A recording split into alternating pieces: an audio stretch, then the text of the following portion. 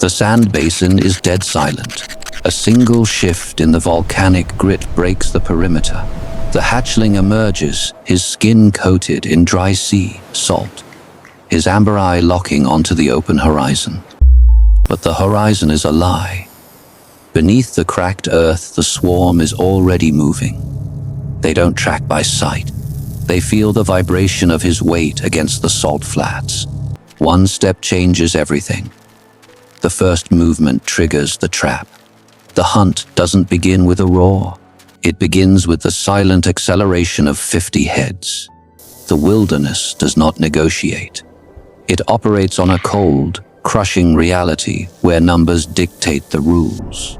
The swarm moves as a single, built to erase everything in its path. They cut across the white crust like striking lightning. 4 parallel lines of bronze muscle, closing the gap before the survivor can find the vertical refuge of the ridge. A bronze head snaps closed behind his flank, crushing only empty air and white powder. But rules are only written for the predictable. When the crowd tries to close the perimeter, the individual stops counting the odds. The climb is the only option left. A 70-degree basalt cliff face stained with old salt and fresh terror.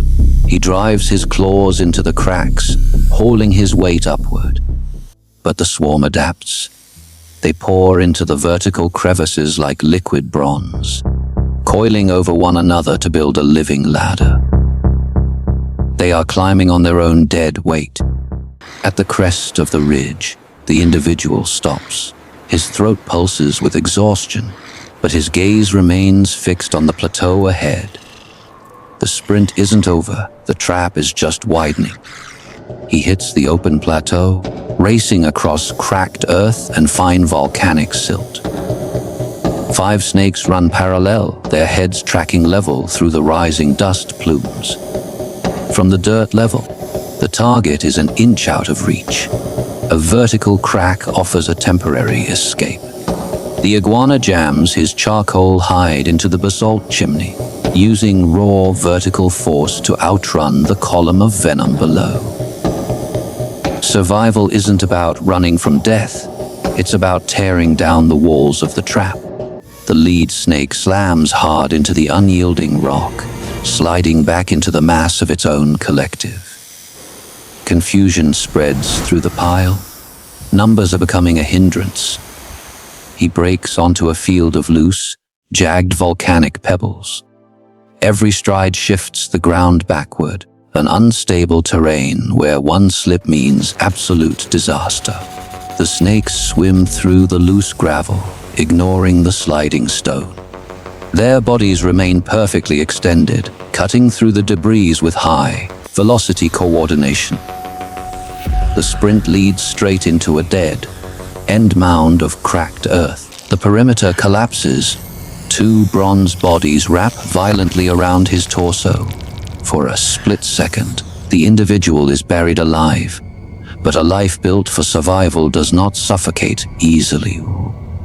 He breaks the grip, launching himself straight into the sky. Within a single second, 50 snakes converge, sealing every entry, every exit.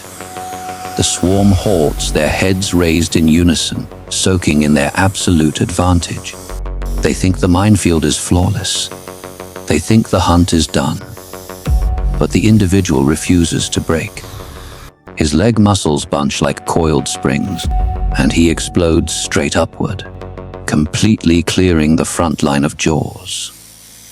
He lands directly on the moving backs of the swarm, treating the knot of venomous muscle like temporary stepping stones.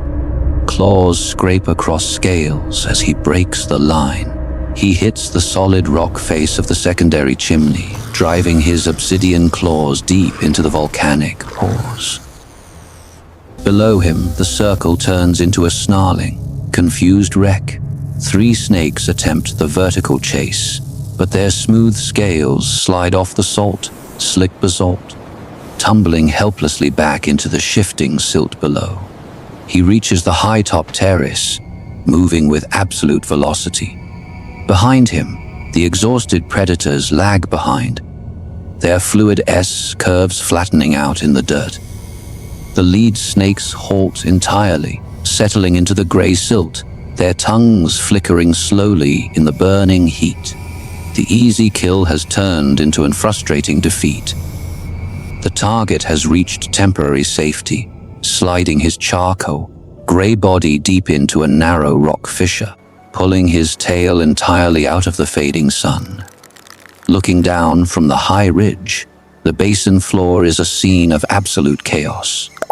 The 50-headed monster is scattered, broken by an ounce of pure determination.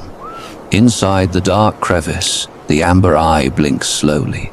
The heavy breathing begins to stabilize against the cold stone. The debt to nature is paid for now. But the blood trail never stays hidden for long. He emerges onto the open coastal shelf, a wide, flat expanse of blinding white salt crust. No trenches, no refuge. The vibration of his sprint triggers a secondary perimeter. A fresh unit of predators, unexhausted and twice as fast, breaks from the deep rock veins. He forces his body into a flat sprint, his claws finding traction on the smooth volcanic glass. Two snakes launch parallel to his line, their sleek bronze bodies slicing the air like spears. He drops his center of gravity, pivoting hard at a sharp angle. They plunge together down a steep 45-degree incline of fine black volcanic ash. A blind race through a collapsing slope of powdery silt and dust. The air turns thick with airborne grit. The predators overshoot their mark in the blinding haze, their muscles tangling into a chaotic heap at the base. He breaks clean from the ash drift, landing onto the hard, wet basalt shelf. The ocean waves crash below, a reminder that the ultimate safety is near. He reaches the absolute precipice. The cliff edge drops straight into the boiling surf of the Pacific. It's a vertical dead end, hanging high above the foam. The final two snakes block the lateral path downward. They have calculated the angles. They have sealed the ledge. There is no space left to sprint. Arrogance makes a predator heavy. Desperation makes the prey weightless.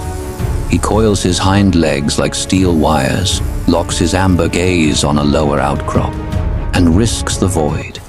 A 20-foot freefall through the rising sea spray.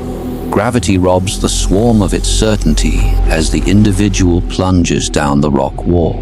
He slams hard onto the wet lower ledge, his obsidian claws buried deep into the porous stone to break the crushing momentum of the fall. He holds. The map is broken. He pulls his body into the cold, deep shadow of a marine fissure. Deep within the dark veins of the basalt cliff, the individual recovers his perimeter.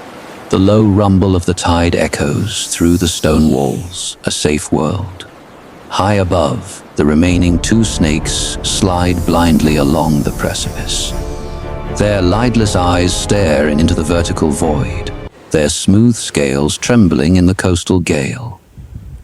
The collective intelligence has broken down.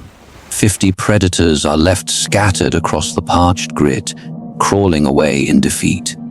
In the end, the swarm is left stranded on an empty ridge, staring into a void, proving that some spirits can never be tamed.